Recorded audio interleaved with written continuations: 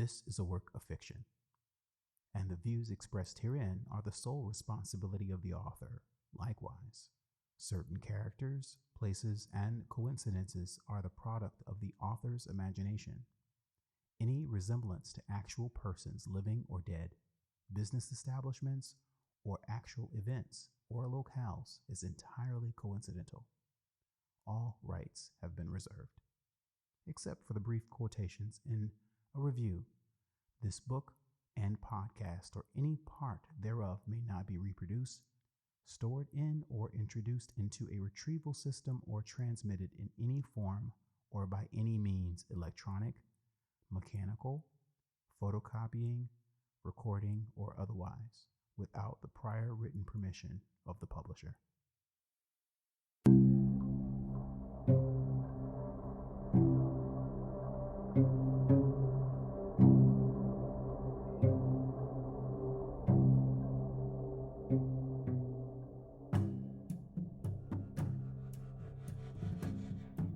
Four months had bled into 2024, and the world continued to retain its strangeness. It only wore it tighter, like a second skin of unease. Things had been off since the shift, which no one had a better name for. The edges of perception blurred.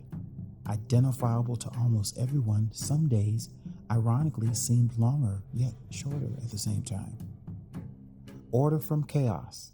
That was their promise, yet their insidious ideas infiltrated every news feed, social media platform, and panic radio station. The world was adrift and terrified, but they had the lifeboats, or so it seemed. They seized the opportunity to provide a remedy for our torn world as quickly as the vulture spots carrion. It was something about their promise and my ability to discern their manipulation of time. Any group with that much power isn't to be trusted. My friend, Maadeshi, and I weren't buying it. Maadeshi Iya Igbon, Oracle of the Sand, had eyes the color of twilight over the Sahara, and a laugh that could incite rebellion. She wasn't afraid of the shift or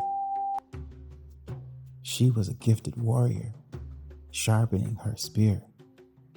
The world was a battlefield, and she was always ready to fight.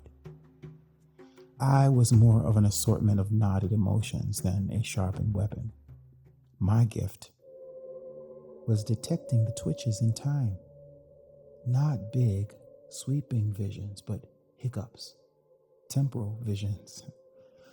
A man walking backwards for 3 steps on a busy street. A clock chiming 13 times. A bird's song playing backwards. But it was the world disintegrating one moment at a time, and I could feel every snag. When my visions began, I realized it was time. They were never clear, just a whirlwind of impressions. Dust, gold, and scent of ancient papyrus mixed with the sterile tang of a modern lab. There was always a sense of wrongness, like a broken rhythm or an off-key song. But at the center of every vision was a face, a woman, this Kemetic queen whose eyes appeared to hold the burning stars. Meanwhile, the world twisted. Colors blended, and the air itself vibrated with a dissonant throb that drilled into my skull. It was more than a glitch or a tear. Reality was peeling away, revealing something else. Then, in the midst of it all, stood that stunningly beautiful royal woman. There she appeared in her flowing robe, glistening with moonlight. The woman from my visions. Is this an illusion or a memory? I asked.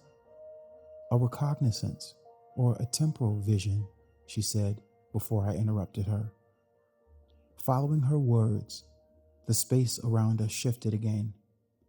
It was as if we were standing on a starlight planet with constellations and nebula swirling beneath our feet and Laniakea forming in between us. I swallowed, feeling incredibly small. Your temporal visions, Her Majesty said, have guided you well, child, but they are only fragments of a larger truth.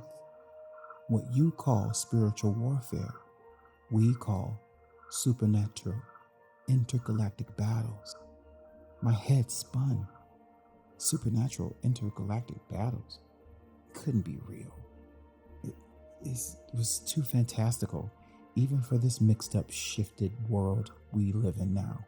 However, the vibrant energy moved beneath us, and just like my temporal visions, this was just as real as the setting sun.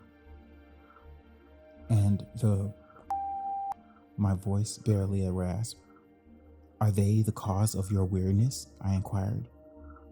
The queen smiled and replied, time manipulators, perhaps, or useless fools. The operates in secret, slowly corrupting reality itself. They grasp at a power they don't understand. They haven't for millennia, and they never will. But what can we do? I let out desperate words. The queen turned her blazing eyes to Ma'adeshi and watched as a flicker of hope appeared on her face. This young black one bears the lineage, the queen said, her words laden with a vast and ancient significance. Her blood contains the last of my kingdom's power. With guidance and knowledge, a spark, she can turn into a flame. It was in that very moment I knew that Ma'adeshi was more than just brave. She was an arsenal, the last resort in this time palindrome. And me? I was a witness and the time prophet, perhaps of no use for what occurred in the past, however, vital for both now time and the coming future. And then a strange calm descended, more like a steadying breath before diving into icy water. And I realized the world may be coming to an end or changing beyond recognition. But there was a purpose here in this fractured sliver of time and space. Time and space. Time and space. Time and space. Time and space.